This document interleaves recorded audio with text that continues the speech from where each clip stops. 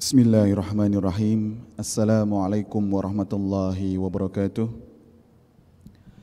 Alhamdulillahirabbil alamin, nahmaduhu wa nasta'inuhu wa nastaghfiruh wa na'udzu billahi min syururi anfusina wa min sayyiati a'malina. May yahdihillahu fala mudhillalah wa may yudlilhu fala hadiyalah. Asyhadu an la ilaha illallah wa asyhadu anna Muhammadan abduhu wa rasuluh la nabiyya ba'dah, amma ba'd. Pertama-tama marilah kita panjatkan puja dan juga puji syukur kita kehadirat Allah Subhanahu wa taala yang senantiasa memberikan rahmat dan juga hidayahnya kepada kita semua sampai kita bisa menunaikan salat Isya berjamaah dan juga insyaallah akan kita laksanakan salat tarawih berjamaah pada sore hari ini. Salawat serta salam kita sanjungkan kepada baginda Nabi besar Muhammad sallallahu alaihi wasallam yang telah membimbing kita dari zaman jahiliyah sampai dengan zaman yang terang benderang seperti sekarang ini. Baiklah saudara-saudaraku sekalian, pada kesempatan kali ini saya menggantikan Bapak Haji Ikin yang sedang berhalangan hadir.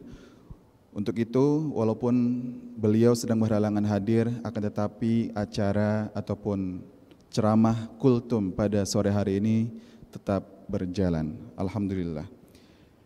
Baiklah saudara-saudaraku sekalian, pada kesempatan kali ini saya selaku penceramah kultum, namanya juga kultum ya Bapak-Bapak ya, saudara-saudara sekalian, jadi tidak akan lama-lama.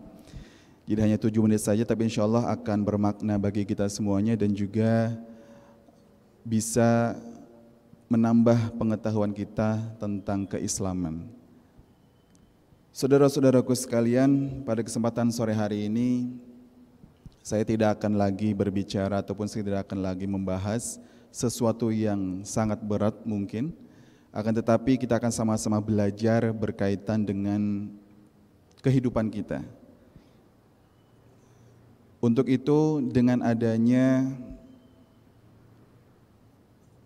sharing keilmuan tentang keislaman ini, saya berharap kita bisa sama-sama introspeksi diri untuk meningkatkan keimanan kita, untuk meningkatkan keislaman kita dan juga ihsan kita. Untuk itu pada sore hari ini saya ingin berbagi ilmu dan juga ingin belajar bersama tentang apa saja itu penyakit-penyakit hati dan juga bagaimana cara untuk mengobatinya. Saudara-saudara sekalian, mungkin sering kita dengarkan ataupun mungkin sering kita lihat di lingkungan sekitar kita, banyak sekali orang-orang di luar sana dan mungkin kita sendiri, nauzubillah, itu memiliki banyak sekali penyakit-penyakit hati yang tidak kita sadari. Karena segala sesuatu yang berkaitan dengan hati, secara tidak langsung kita sendiri yang memiliki hati itu tidak mengetahui entah hati itu buruk ataupun baik. Akan tetapi segala sesuatu yang ada di hati kita, yang ada di pikiran kita, hanya Allah semata yang mengetahui itu semuanya. Untuk itu berkaitan dengan penyakit hati merupakan sebuah kelainan kepribadian. Kenapa saya bilang kelainan kepribadian? Karena hal-hal tersebut itu berkaitan dengan perilaku kita, berkaitan dengan akhlak-akhlak kita. Berkaitan dengan mental dalam gangguan emosional yang mungkin mengubah individu normal menjadi individu yang tidak wajar. Kenapa seperti itu?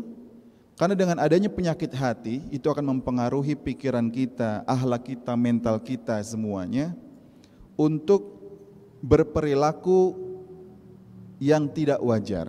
Dalam artian berperilaku yang tidak normal seperti biasa kita lakukan dalam keadaan tidak marah, dalam keadaan tidak iri dengki dan lain sebagainya. Seseorang yang diserang penyakit hati itu kepribadiannya itu akan terganggu dan selanjutnya menyebabkan kurang mampu untuk menyesuaikan diri dengan wajar dan tidak sanggup memahami apa problematika yang sedang dialaminya. Salah satu contohnya adalah seringkali kita melihat orang yang memiliki kekurangan mental, dalam arti orang-orang yang mempunyai penyakit jiwa ataupun yang sakit jiwa, mereka tidak merasa kalau dirinya itu sakit. Justru malah sebaliknya, orang-orang yang memiliki kekurangan ataupun memiliki kelainan dalam jiwanya itu akan selalu merasa lebih tinggi, akan selalu merasa benar, akan selalu merasa paling kuat dan juga lebih unggul daripada yang lainnya. Nah, kemudian kita sebagai seorang muslim yang baik, bagaimana cara menyikapinya? Terus kemudian kira-kira apa sih yang bisa mengobati hal-hal tersebut? Sebagai umat muslim, kita mengetahui bahwasanya Islam sudah memberikan segala bentuk pedoman untuk kita, entah itu daripada Al-Quran, Al-Hadis, dan juga hasil-hasil ijtihad untuk menuntun kita menjadi pribadi yang lebih baik, dan juga untuk menuntun kita agar kita bisa terhindar dari segala macam penyakit hati. Dalam perspektif Islam, penyakit hati sering diidentikan dengan beberapa sifat buruk atau tingkah laku tercela, atau yang biasa kita dengar dengan al-akhlaq al-mazmumah ataupun su'ul khuluq, akhlak yang tidak baik. Seperti apa contohnya? Mungkin bisa jadi dengan iri, bisa jadi dengan dengki, arogan, emosional, dan lain sebagainya. Saya pernah mempelajari salah satu buku yang berjudul Nahwu al-Ilmiyah an-Nafsiyah, yang mana di situ terdapat pembagian ataupun macam-macam penyakit hati. Kalau di dalam buku tersebut dijelaskan bahwasanya ada 9 macam penyakit hati. Yang pertama adalah pamer, atau yang mungkin sering kita dengar dengan istilah riya. Kemudian selanjutnya ada marah, al-ghadab. Kemudian ada lalai dan juga lupa.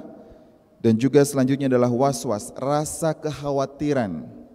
Kemudian frustasi, rakus ataupun tamak. Selanjutnya ada terpedaya, kita mudah terperdaya. Terus kemudian sombong, al-ujub. Dan yang paling berat mungkin bisa dibilang dengan iri dan dengki hati. Dari 9 macam jenis penyakit hati itu, di sini saya selaku penceramah yang membawakan kultum ini ingin lebih fokus kepada beberapa saja yang istilahnya yang paling berpengaruh terhadap individual seorang manusia. Yang pertama ada riya ataupun pamer.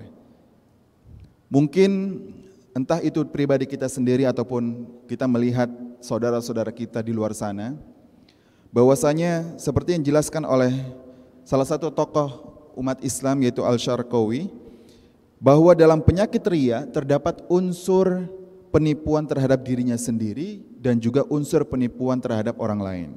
Kenapa seperti itu? Karena pada hakikatnya ia mengungkapkan sesuatu yang tidak sesuai dengan kenyataan yang sebenarnya.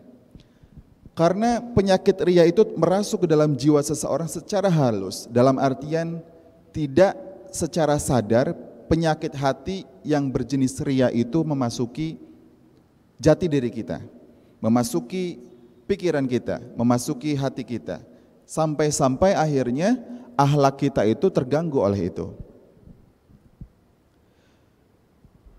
Untuk itu dengan adanya riya ataupun sifat sombong ini, pamer ini, itu seringkali tidak menyelamatkan umat manusia. Dengan adanya sifat riya ataupun pamer ini seringkali menjerumuskan individual manusia yang ada di muka bumi ini. Entah itu umat Islam ataupun umat non-muslim. Dalam riya terdapat unsur kepura-puraan. Kenapa saya bilang unsur kepura-puraan? Itu karena ada hal-hal yang bersifat munafik, ataupun seluruh tingkah lakunya cenderung mengharap dengan pujian orang lain. Orang-orang yang seperti itu seringkali menginginkan kebesaran dan juga kekuasaan yang mungkin bisa mengakibatkan orang tersebut menjadi overacting, kemudian menutup kejelekan-kejelekannya itu dengan apa? Yaitu menutup kejelekan-kejelekannya itu dengan menginginkan pujian-pujian dari orang lain. Untuk itu kita sebagai umat muslim harus bisa membandingkan, harus bisa membedakan mana pujian yang baik dan mana pujian yang tidak baik. Karena itu akan berpengaruh kepada individual kita masing-masing. Kemudian bagaimana cara menanggapi tentang penyakit hati ini, atau bagaimana caranya kita sebagai umat muslim itu untuk menanggapi penyakit ria ini? Itu dengan cara apa? Dengan cara mengikis nafsu syahwat kita sedikit demi sedikit. Dan juga kita harus bisa menanamkan sifat rendah hati ataupun tawadhu. Ketika kita sudah mengerti akan arti tawadhu, maka kita akan mengerti juga bagaimana kebesaran Allah Subhanahu wa taala. Sehingga sifat ria itu tidak akan muncul di dalam diri kita. Kemudian selanjutnya adalah marah.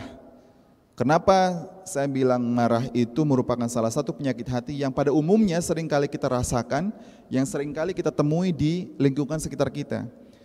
Karena pada hakikatnya marah itu merupakan sebuah puncak daripada kepanikan seorang manusia. Kemudian ketika sudah panik di kepala, sudah memuncak di kepala, kemudian akan menguasai otak dan juga pikiran seorang manusia yang pada akhirnya turun ke dalam perasaan. Kondisi semacam ini seringkali sulit dikendalikan oleh seorang manusia yang tidak kuat imannya. Selain itu, amarah juga akan menimbulkan beberapa pelampiasan. Seperti halnya secara lisan. Mungkin orang tersebut kalau misalnya dalam keadaan marah, secara lisan dia akan memaki-maki orang, terus kemudian berucap kata-kata kotor, keji, dan juga secara fisik mungkin bisa menimbulkan tindakan-tindakan destruktif ataupun bisa dibilang dengan tindakan-tindakan yang kasar. Dan jika orang marah tidak mampu melampiaskan tindakan-tindakannya di atas, maka itu akan memberikan kompensasi ke dalam dirinya itu sendiri. Dalam artian ketika sebuah penyakit hati yang berjenis marah ini tidak terluapkan, maka itu akan berpengaruh ke dalam dirinya sendiri. Mungkin saja akibatnya bisa stres, terus kemudian bisa memukul fisiknya sendiri, ataupun bisa berpengaruh pada hatinya sendiri. Marah juga dapat berpengaruh pada hati seseorang, yaitu sifat dengki dan juga iri hati, yang mana rela melihat orang lain menderita, rela melihat orang lain tidak sukses, kemudian rela melihat orang lain sedang kesusahan. Nah, atas dasar inilah Nabi Muhammad SAW melarang orang yang sedang marah untuk mengambil sebuah keputusan. Karena apa? Karena ketika orang marah itu mengambil keputusan, maka keputusan yang akan diambil itu akan menjadikan dirinya tidak baik, ataupun mungkin bisa menghasilkan sebuah keputusan yang negatif dan bahkan merugikan orang lain. Kemudian untuk mengatasi marah ini dengan apa caranya? Itu dengan cara mengendalikan diri, sebab dengan cara mengendalikan diri itu akan memberikan sebuah manfaat-manfaat positif. Yang pertama adalah dengan cara mengendalikan diri akan mendapatkan kemampuan berpikir dan juga mengambil keputusan yang benar. Untuk itu ketika kita sedang ingin mengambil sebuah keputusan dalam sebuah musyawarah ataupun mengambil keputusan dalam sebuah tindakan, maka pikirkanlah keputusan-keputusan itu dengan cara mendinginkan otak kita. Agar apa? Agar keputusan yang kita ambil tidak menjadi sebuah bumerang bagi kita. Selanjutnya dengan cara mengendalikan diri itu dapat memelihara keseimbangan fisik karena mampu melindungi dari ketegangan fisik yang timbul akibat meningkatnya sebuah energi. Dan selanjutnya dengan cara mengendalikan diri itu, maka akan dapat menghindarkan seseorang dari sikap memusuhi orang lain, iri dengki, marah kepada orang lain, baik fisik maupun umpatan-umpatan yang seringkali diucapkan oleh seorang manusia.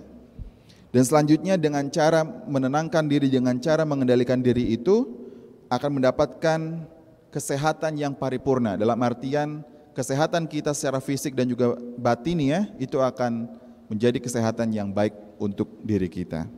Dan selanjutnya ada rasa bangga diri. Kenapa rasa bangga diri itu merupakan sebuah penyakit hati? Karena menurut Al-Ghazali, membanggakan diri itu merupakan perasaan yang muncul pada diri seseorang di mana ia menganggap dirinya itu lebih baik dan juga lebih utama daripada orang lain. Dengan adanya rasa bangga diri yang tidak terkontrol, maka orang itu akan jatuhnya pada sombong, jatuhnya kepada sok. Nah, untuk itu Islam melarang kita untuk menjadi orang yang selalu berbangga diri akan jati diri kita yang berlebihan. Dan selanjutnya yang paling seringkali kita rasakan atau yang mungkin seringkali kita lihat di lingkungan sekitar kita adalah penyakit hati yang berkaitan dengan iri dengki. Iri hati atau juga yang disebut dengan dengki merupakan gejala-gejala luar yang kadang-kadang menunjukkan perasaan dalam hati kita, akan tetapi gejala-gejala tersebut tidak mudah untuk diketahui. Karena secara kasat mata, iri dengki itu tidak bisa kita lihat. Oleh karena itu tadi saya bilang di awal bahwa penyakit hati iri dengki itu berkaitan dengan hati, berkaitan dengan perasaan yang mana kita yang memiliki hati dan juga perasaan itu tidak mengerti ataupun tidak sepenuhnya tahu akan isi hati kita sendiri. Akan tetapi hanya Allah Subhanahu wa taala yang mengerti isi hati kita. Untuk itu, bagaimana caranya untuk menghilangkan rasa iri dengki itu? Rasa iri dengki itu bisa kita kendalikan dengan cara kita untuk mengendalikan hati dan juga pikiran kita. Karena segala sesuatu penyakit hati itu timbulnya daripada pikiran-pikiran kita yang tidak jernih, yang selanjutnya turun kepada sebuah perasaan. Untuk itu kita harus bisa saling selalu bersyukur untuk menghilangkan penyakit hati yang berkaitan dengan iri dengki ini. Baiklah saudara-saudaraku sekalian, mungkin itu saja yang bisa saya sampaikan.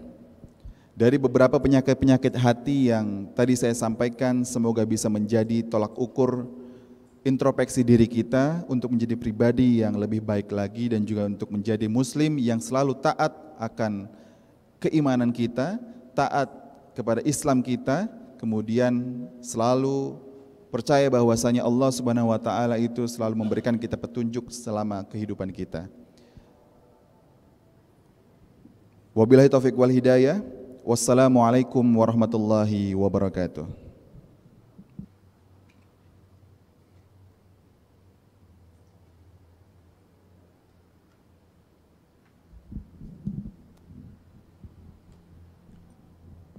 Bismillahirrahmanirrahim. Assalamualaikum warahmatullahi wabarakatuh.